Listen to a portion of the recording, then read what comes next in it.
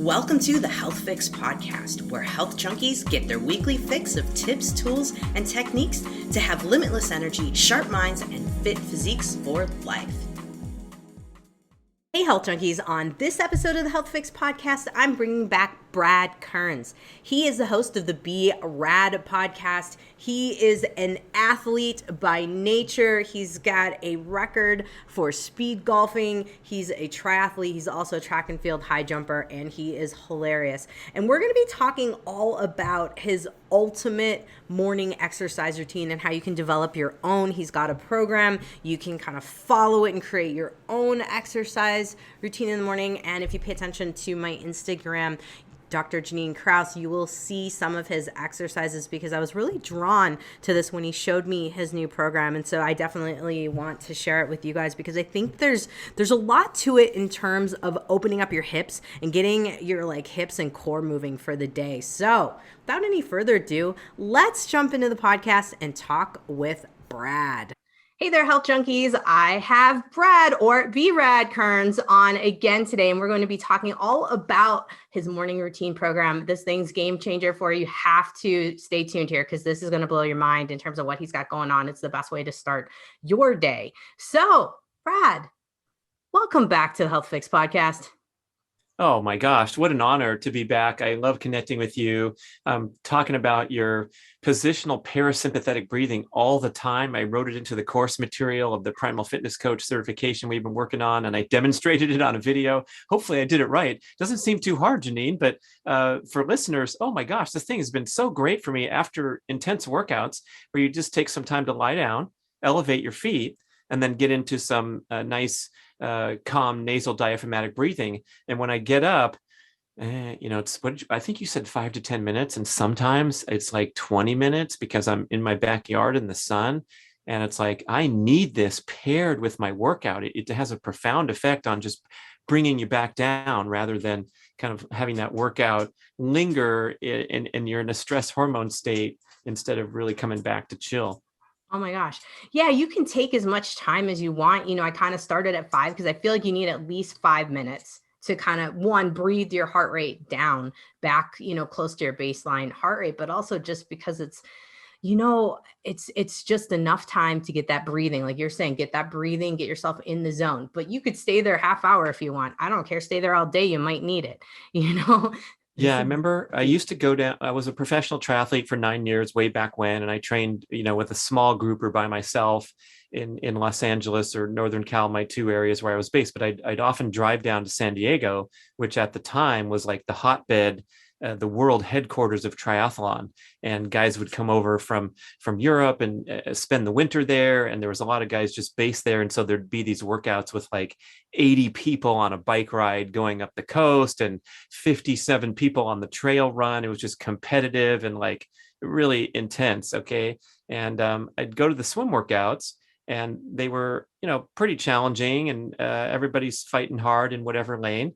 But the thing that was different between my workouts and theirs was after the workout, they'd go over to the spa area and sit there and talk trash and relax and enjoy the sun for like 30 or 45 minutes. There was no rush to go off to a job or, whatever the average triathlete who's so busy and squeezing in workouts left and right. And it just reminded me like, hey, you go and work hard, but then if you can take some time to treat your body right and allow the workout to sink in, it makes all the difference. And that's what the professional athletes represented there.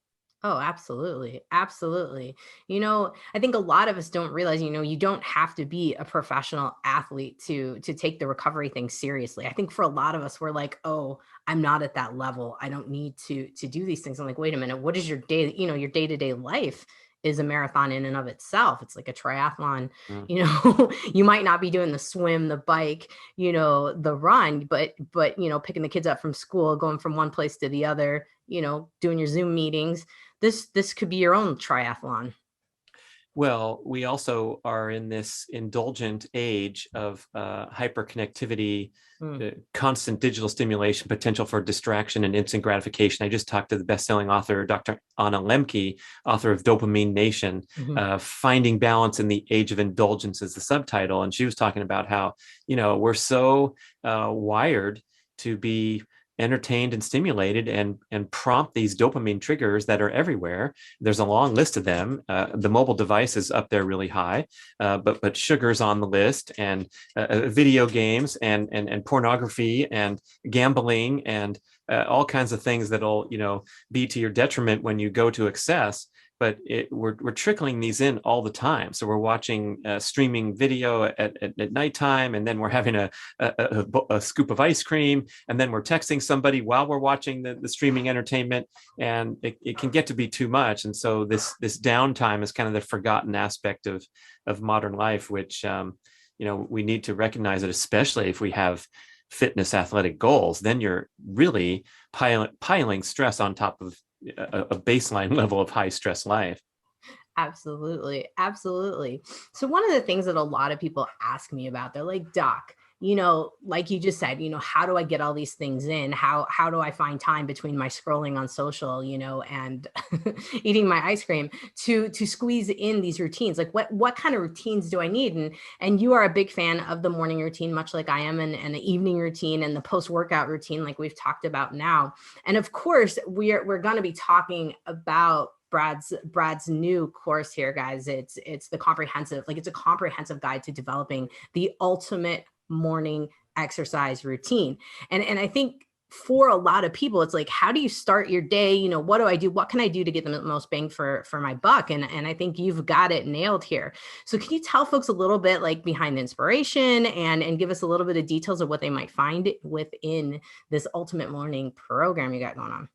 Yeah, thanks, Janine, for the tee up there. And one thing I'd like to start with is to let me take a step back from this jock personality that I inhabit. I'm an old time professional triathlete. I'm still competing, and I'm calling attention to all those things. Hey, there's my podcast logo in the background of me jumping over a high jump bar. So, fitness has been my life, athletic competition, and competing at the highest level as a professional. And not many people can relate to that, nor do they want to or should they. And so as a regular guy, living my life and having all manner of responsibilities and things to do and being busy and having a mobile device of my own that I'm free to look at anytime and be distracted by. I realized, here later in life, I'm not a professional competitor anymore, but the days can get away from us. And so I have no problem. My workout schedule is not one of my needs to improve areas in my life. That might be budgeting my credit card expenses. It's in the needs to improve area, but I'm staying fit. I got no complaints, but I realized that the workout schedule and the training schedule that one follows is great. Hey, you got goals, you're a tennis player, you're going to hit some balls at 3 p.m. to 5 p.m. or whatever. You go to the gym, you do your class.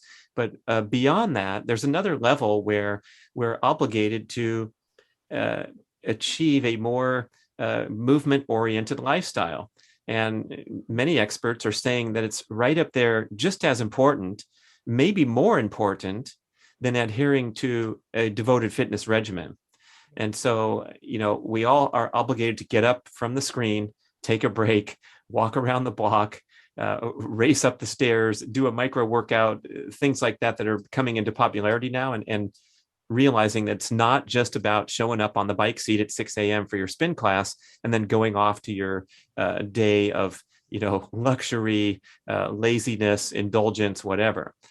In my case, the real motivation was that I would go and do my high intensity sprint workouts around once a week, or a high jump practice, which is pretty jarring to the body. And as a guy in the 55 plus division, not too easy to recover from, right? And so for many years, actually, these sprint workouts would beat me up, or jump workouts, or both. And so I'd be, my calves would be burning the next day. I'd be limping around the house. I'd do just a very bland workout, like jog for 15 minutes. And that was my day. And then the next day I'd have to do something small again. And I realized, these workouts are too stressful from what all the other fitness baseline that I've established.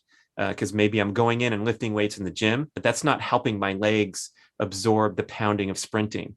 Maybe I'm jogging, which is keeping me fit and it's keeping me getting my cardio, but it doesn't directly, contribute to making me more resilient. And so that's why these workouts were beating me up so much. So I thought, what if I did something every single day that approximated the challenge of a high intensity session and improved the flexibility, mobility, joint connective tissue resiliency, things like that. And so I kicked this thing into action in early 2017, maybe late 2016. I didn't know I was going to have a 5-year streak without missing a day. So Nice. it's going strong, not a single day. And we'll talk about that a little more too. But what I did was I just threw in some different exercises. Some of them I made up, some of them I learned from experts.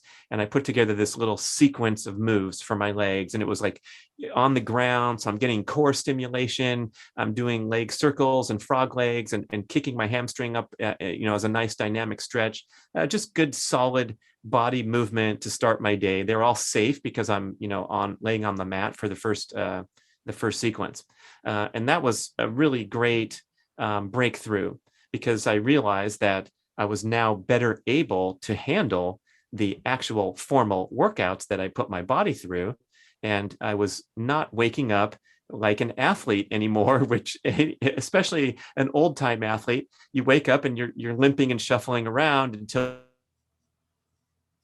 you get the blood flowing, or the people need to go get their coffee and then they're awake, and all that kind of thing. So at the conclusion of my routine, I always felt better. I felt immediately alert and sharp, and my muscles were loose and fluid. And hey, many times I would take the opportunity to go dovetail that into a workout. So, hey, now I'm out the door and I'm going for a 30-minute jog with my dog. Now I'm headed over to the gym to lift weights. Now I'm going straight into a sprinting or jumping workout, feeling mobile and loose and resilient. But most days I'm not doing that. So I'm going off and getting busy in front of the screen, but at least I knocked out this baseline level of daily movement to promote flexibility, mobility, balance, injury prevention, all the big ticket items that we want to work on.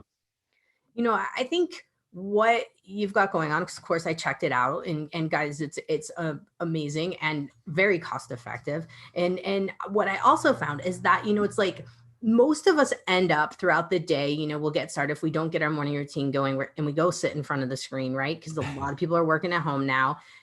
People just get stiffer and stiffer. Now they try to go to the evening spin class or go out for a jog or even a walk.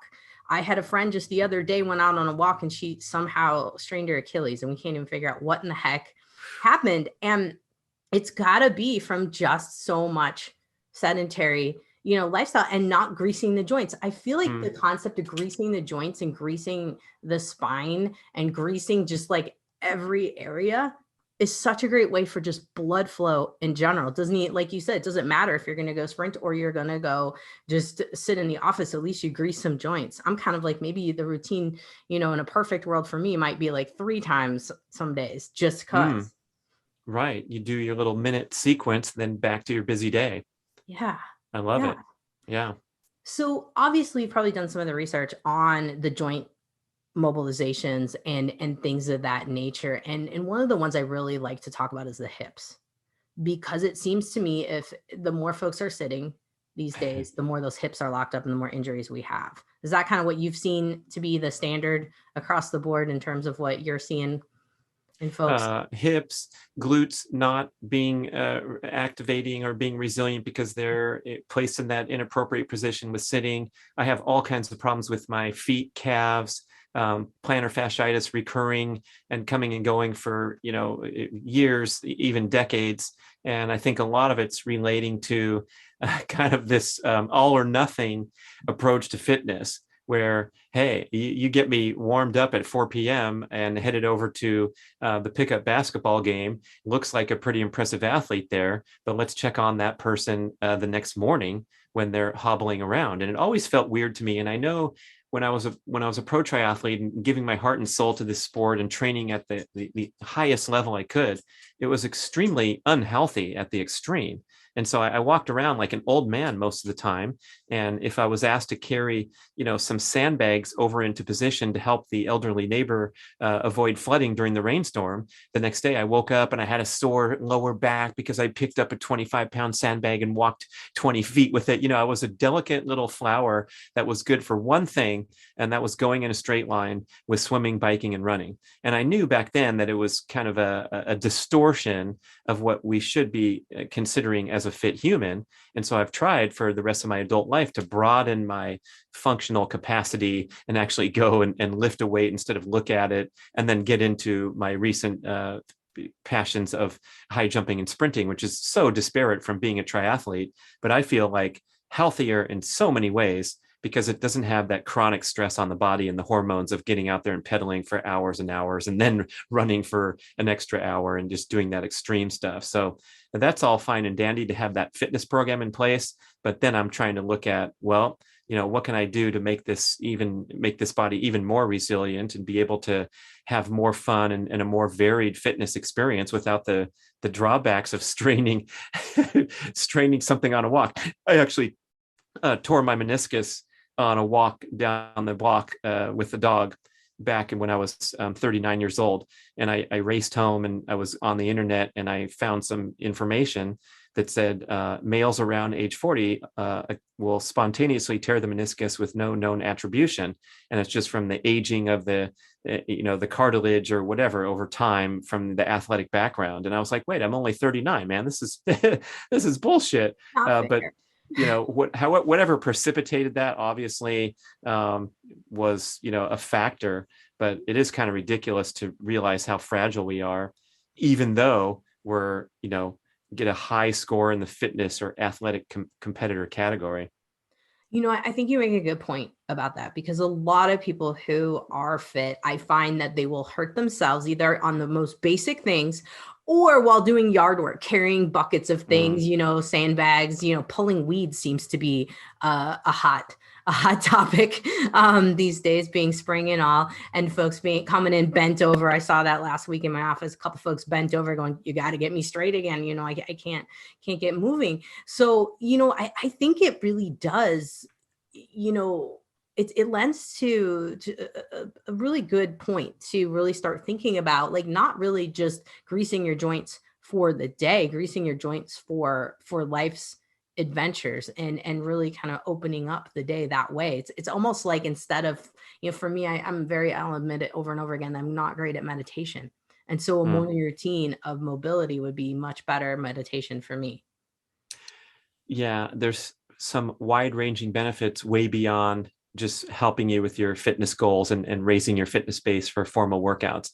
And that's what I've discovered is that it is a form of meditative experience, because when I go and hit the deck and do my sequence, I'm counting 40 hamstring raises, leg kickouts, 20 frogs, followed by 20 scissors, followed by 20 forward mountain climbers, followed by 20 with the reverse. And if I lose count, my rule is I have to start over. And so you can't really be multitasking in your head when you are counting through the sequences and trying to execute good form.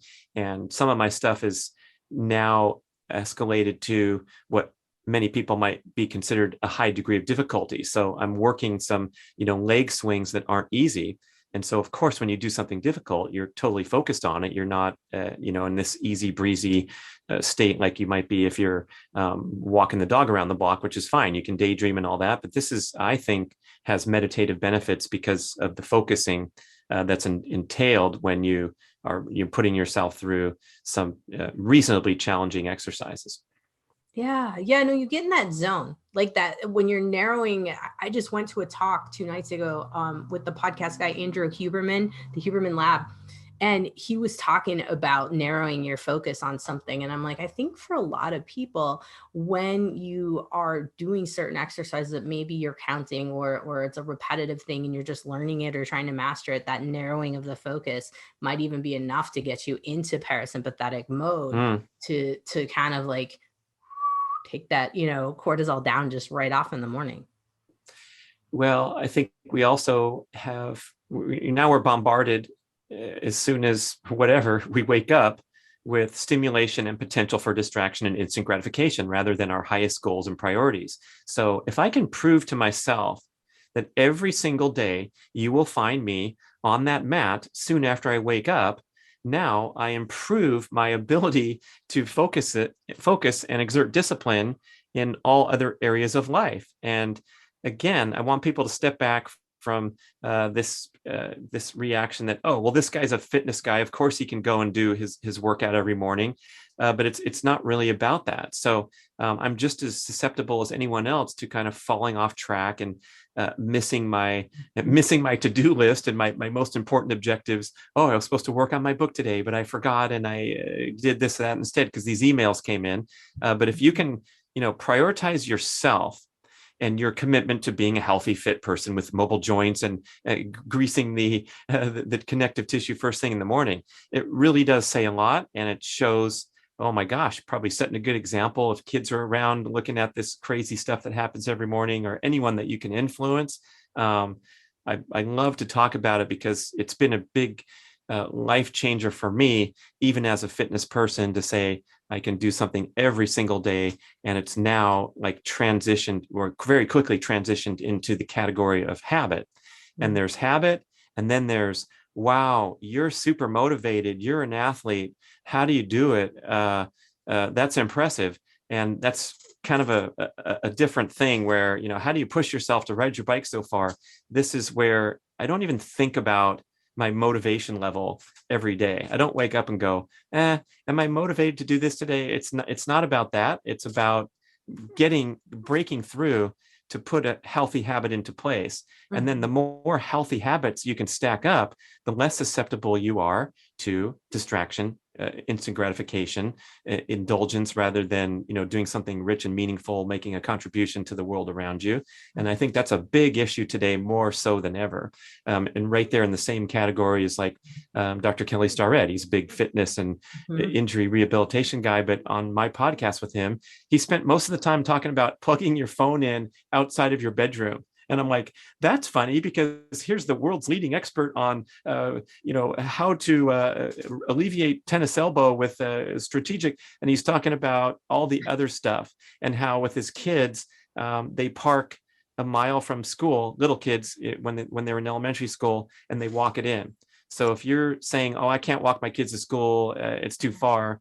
There's ways where you can build in these habits and routines, and all of a sudden, boom, it's a habit every time. And you don't have to think about it or ask yourself whether you're motivated. Even the exercises themselves, Janine, I don't judge them as easy or hard. I just do them. And some days my abdomen's burning because I'm recovering from a difficult workout or an event, and I still have to do it. And it's way more difficult than it is usually. And if someone stopped and asked me and put a gun to my head and said, do you really want to do this today? And I'd be like, no, I'd rather skip it. But I don't even get to that point where I have to ask myself, do you want to skip it? Because it's locked in. James Clear, Atomic Habits, #1 best-selling book about habits. He brings up this silly example of asking people to floss one tooth if you want to get them into the habit of flossing. And, oh, I always forget that. No, I haven't really been flossing lately. The dentist is scolding me again. And the question comes up, could you frickin' floss one tooth after a meal? Yes or no? And if you can buy into this mindset, that's actually a worthwhile approach to building habits, where the barrier of entry is so low that it's ridiculous, so much so that you laugh. I saw you smile when I said one tooth. You're like, come on. But it's highly, highly effective from the world's leading experts and researchers. I would laugh too about flossing one tooth, and why not just do the whole mouth, which oftentimes that will happen if you commit and take it very seriously, that it is now time for you to floss one tooth after meals because you're not good at flossing. And so let me transition directly into this morning exercise routine, because I don't want someone to see the promo video and go, well, that's way out of my league. This guy's fit. He's doing all this core stuff. I couldn't even last. Fine. But listen, if you can start with a commitment of a 3-minute sequence of movement, exercise, whatever it might be. The yoga sun salute experience is one thing that I offer in the course, which is really basic and simple. I have one even simpler than that called the gentle skeleton setting routine, where I just do some thoracic mobility and then very gentle reaching my arms for the sky and sweeping them down, something that anyone could do. And if you want to cut the video off right there at the 3 minute and 20-second mark and say, that's what I will do every day.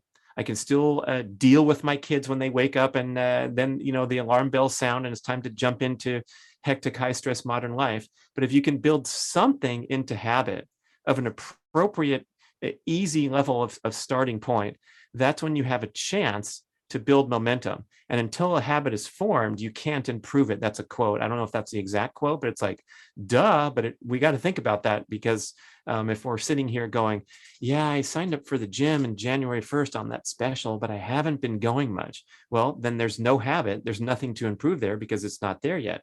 But if you can make the smallest commitment, like I will at least go to the gym once a month, then you're into habit, and then you can improve it and strive for twice a month. Or in my example, if you're going to commit 3.5 minutes to a morning exercise routine, let's talk in 30 days and see if you might want to bump it up to 5. Go for the 5er because you are attracted, or these new exercises appeal to you and you want to add them. We can talk more about that template too. Yeah. No, I'm fascinated by the small increments, because I think for a lot of folks who are just getting started, it can be overwhelming to think, like, am I going to be sore from doing 15 minutes of a morning routine? Am I going to be sore from 3? Am I going to hurt myself? A lot of people will ask me those kind of things, even just from warm up things. So I think it is good to take it easy and roll in. So yeah, tell us a little bit about the exercises in the 3-minute sequence for folks. So you have to start slow and easy, but you also have to take it very seriously. And this reminds me of, people in our space, right? We've come to this ancestral health or progressive health movement. And if you stack up the list of the top 100 podcast hosts and authors of books on the subject, a lot of them arrived here via pain and suffering. And so that motivation kicked in because they're fighting for their lives. So they were just exasperated with health breakdown. And that's kind of sad that that's what it takes to get us to wake up. You go to see the presentation, well, I was diagnosed with cancer and then I changed my diet and I healed. It's like, oh, that's great. But let's try to preempt this decline and do something good for ourselves before we're obligated to by, medical release forms that they want you to flex your knee every day after the major surgery or replacement. Okay. So if that appeals to you, that you want to improve your life in a way that's really doable and simple and not stressful and not aggravating, then that's why I mentioned this 3.5 minute commitment. Now, what's happened sometimes at people that I've worked with and family, friends, loved ones, is we'll get this initial buy-in. And then I'll say, how's that going 30 days later? Oh, geez. I mean, I do it most days. It's pretty cool. That's not what we're talking here. We're talking about building a habit where it means something to you and you're serious about it and you commit.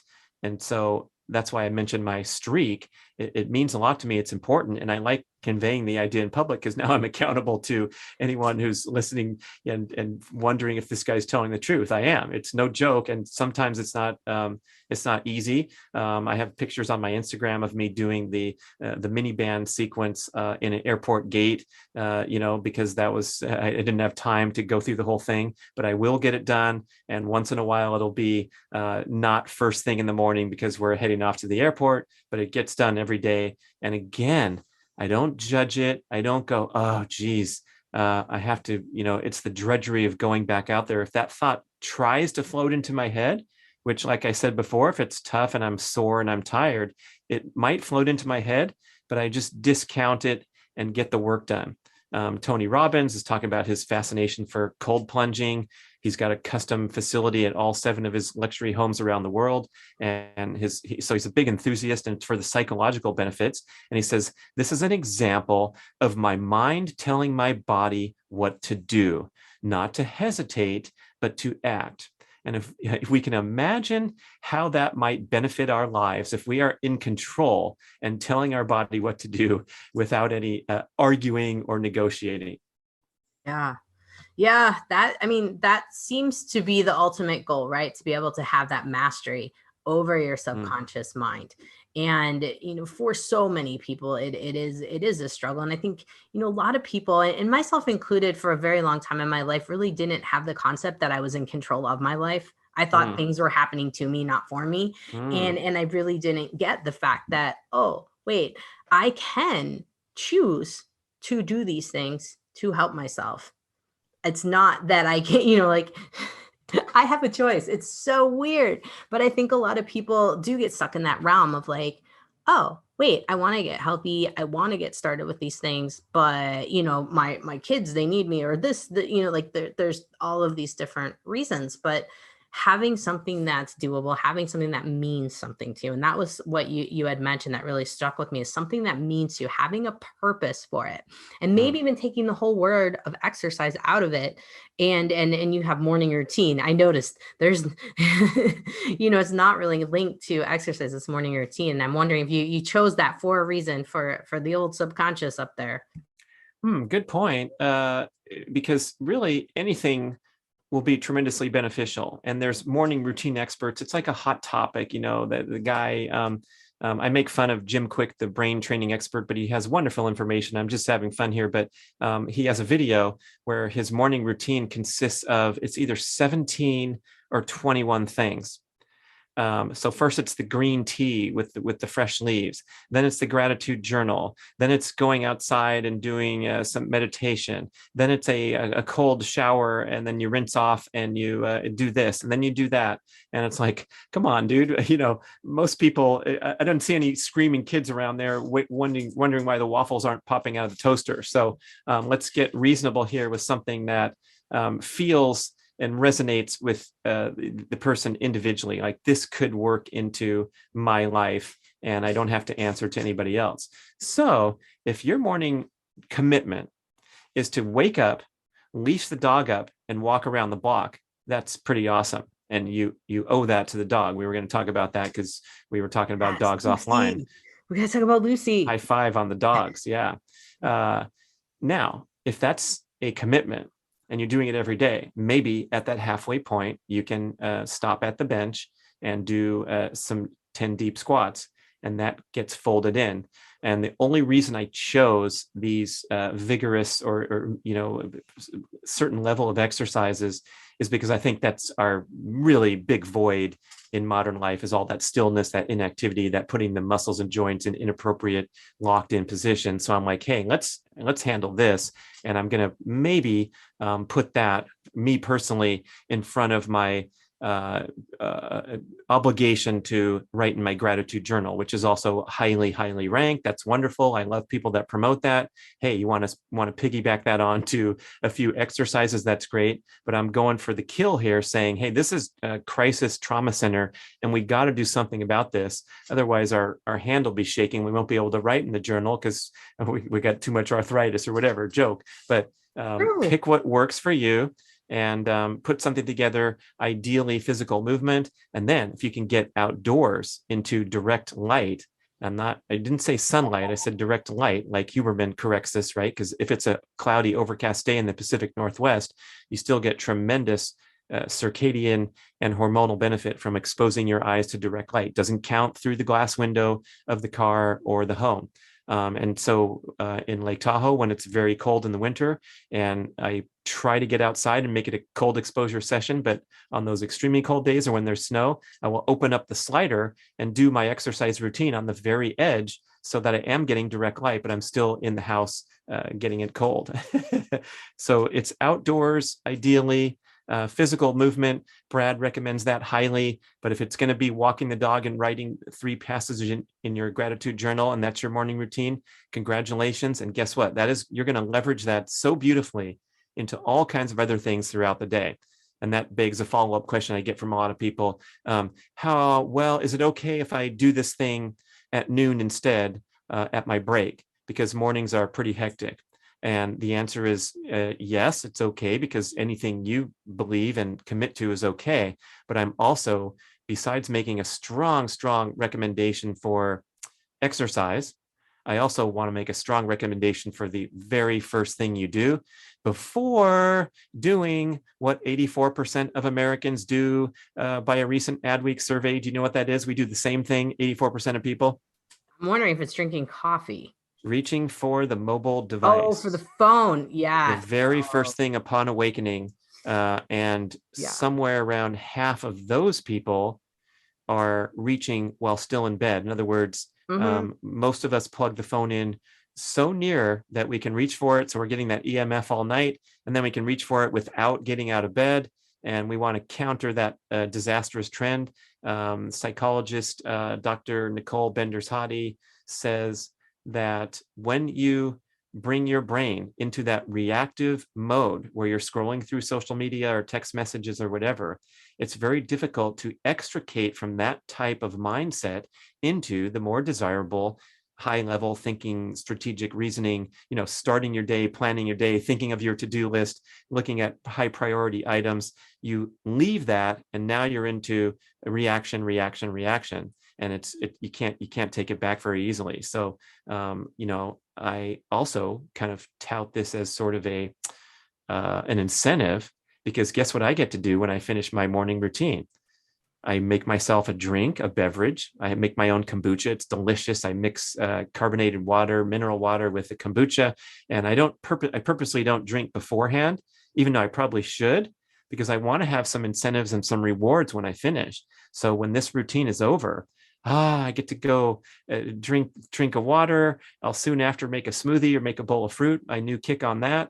And guess what? Hey, maybe I can reach for my phone and look at my dopamine triggering text messages or social media stream. But at least I earned it in a way. And that's a huge difference from laying in bed, reaching over and wondering what direction life is going to take you. Just like you mentioned, Janine, like you realize one day you had a choice to go do things for your health rather than being a victim of all these setbacks, illnesses, whatever people are dealing with, unfairness, right? Right. Staring at phones. I can't believe I didn't even think of the phone. It's just because the phone has been out of my room for so long. I think I've like brainwashed myself that I lose my phone more often than not because I try to stay away, but it's nice. It's part of life. We got to get on social. You got to do the things. If you have a business, that's the way it goes. Got to keep educating people. That's my thing. I social is teaching for me. Yeah, and I think I'm trying to remind myself frequently of how freaking awesome it is to live in this advanced technological age. I love the driving navigation. And I remember the days because half of my life and half of my time driving or whatever section, you had the folded maps and you had to pull over on the side of the road and you were lost and frustrated and late. And so we have so many benefits if we can use technology to our advantage. I bring up the map because not a lot of people are abusing the GPS map and wasting time all day. It's like the opposite. It's a total wonderful innovation. Same with connecting via social media, but you want to be in the driver's seat and be proactive so that you're going to say, I'm going to take some entertainment / education time and scroll through my social media or go and look at my 3 favorite people and what they've posted rather than, being in that reactive mode. So you can use it to your advantage and make your life more efficient and all that great stuff. And that part, sometimes we forget because we're just slamming it left and right. Like, yeah, social media and technology and email so annoying. It distracts me all day long. It's like, yeah, how about stamps and lines at the post office and going back to the old days? No, thanks. Lines at the post office. Oh, that's one of my, even to this day, every time I go, there's still a line. There's still a line. But it's an interesting phenomenon. Yeah. I think there's less workers. That's my guess at this yeah. stage of the game. Who knows? Oh my gosh, Brad, we've gone through all kinds of things. We've talked all about the morning routine. We've kind of given folks a really good preview and everything to kind of help check it out. Of course, it's over at your website, Brad, KEARNS.com / I think it's morning routine. If I had it correct there, folks want to check it out, or morning exercise. I believe I've got on one morning dash routine. There you go. Got it right now that I looked at it. So I think I would love to have you tell folks one thing. If they're going, okay, I'm on the fence.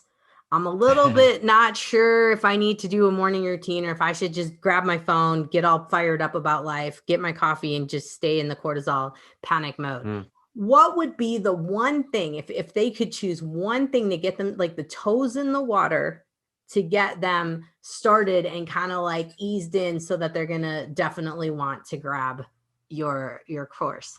What would be the toe dipping in thing that we can get them addicted so that they're like, yes, I have to have this course? You mean like an actual exercise? Perhaps, yes. Yes, Yeah. something like that. I think that that that license to do something that's very short in duration but can have a huge impact has got to be appealing to everyone. I know we're all pressed on time. I know what it's like to have kids in the house and school bells ringing and being and having literally not enough time to do this or do that. I totally appreciate that excuse.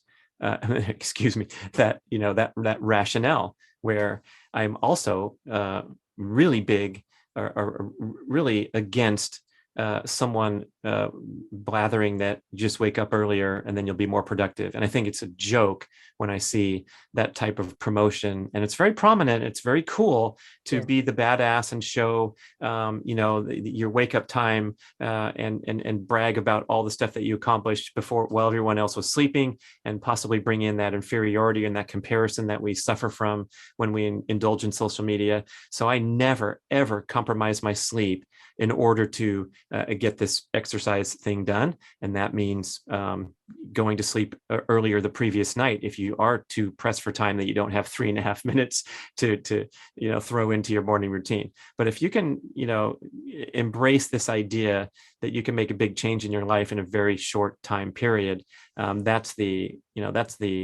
teaser, the appeal here. And when we get up and our skeleton's been in a prone position for however many hours, hopefully 8 or more, right?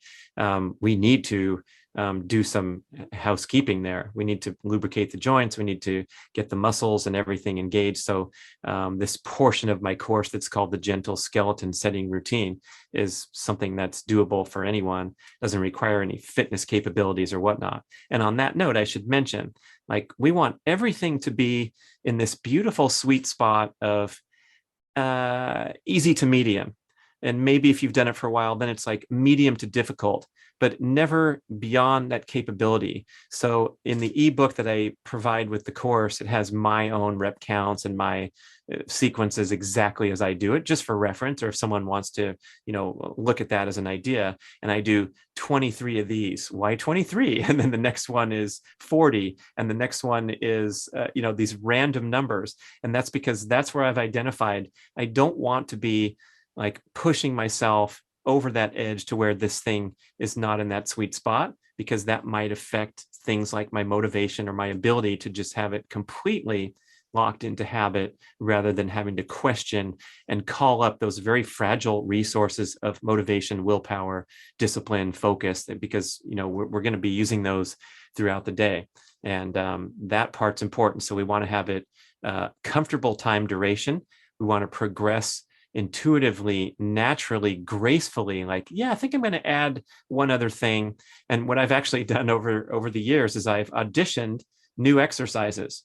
So I'll see something cool, or I'll get recommended by my high jump coach or whatever to do single leg, elevated leg Bulgarian squats.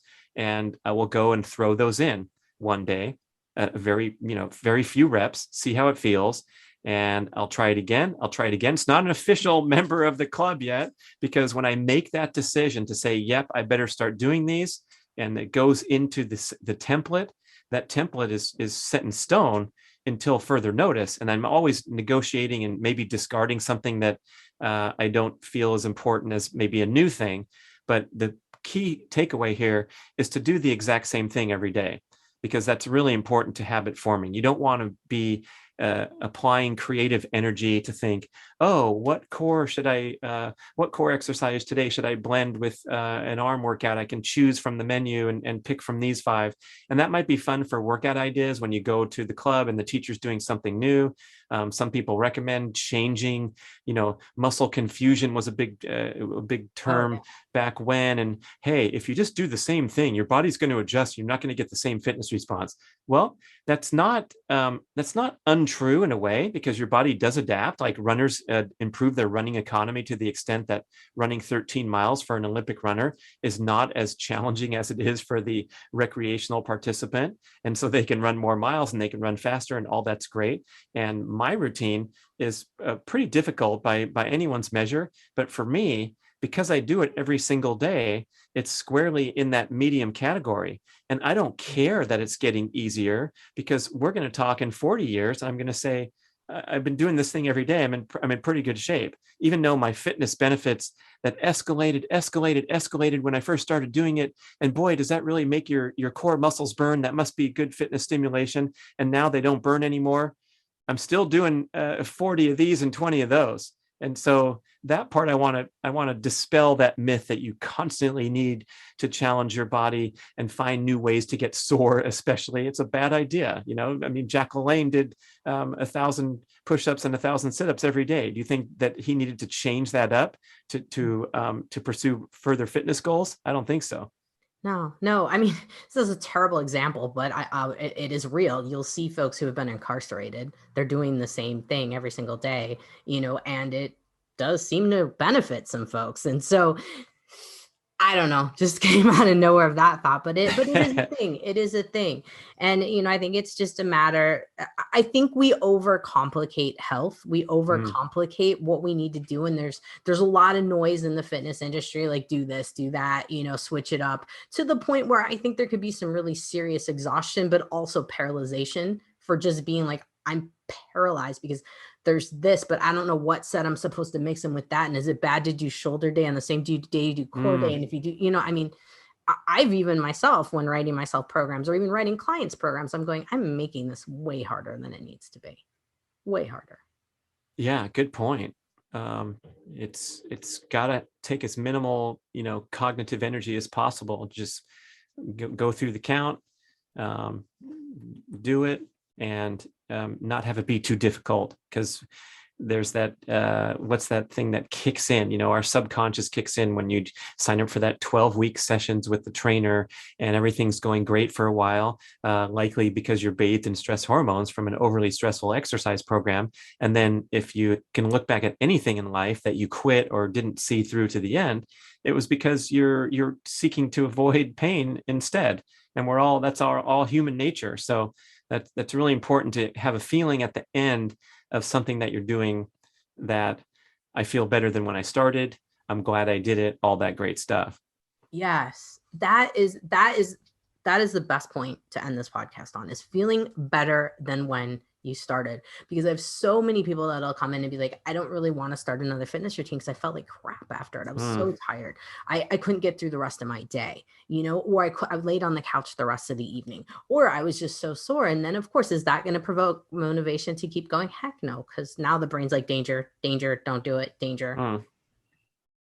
Yeah, big one. We've been like socialized by the fitness industry that no pain, no gain, and struggle and suffer is the path to the six pack, and to be recognized as a fitness freak. And the elite athletes teach us that this is completely ridiculous. They are at such high fitness levels and such genetic attributes that they are well within themselves at every workout. They're not puking on the side of the track like we see in the movies. That's for the movies.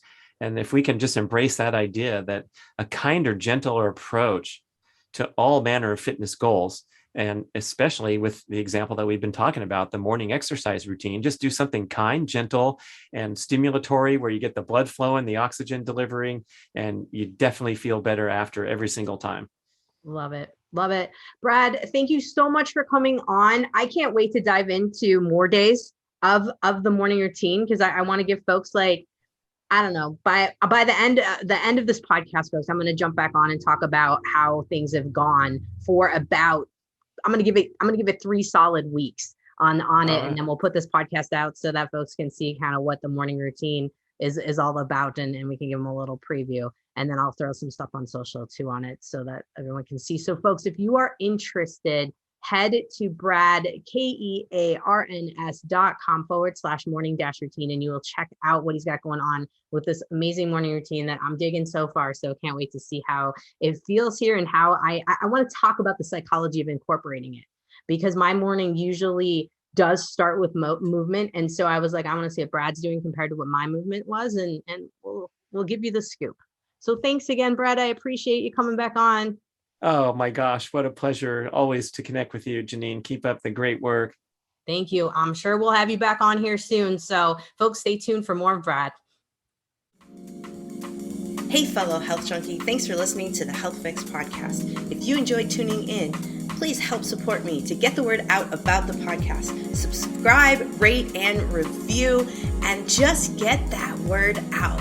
Thanks again for listening.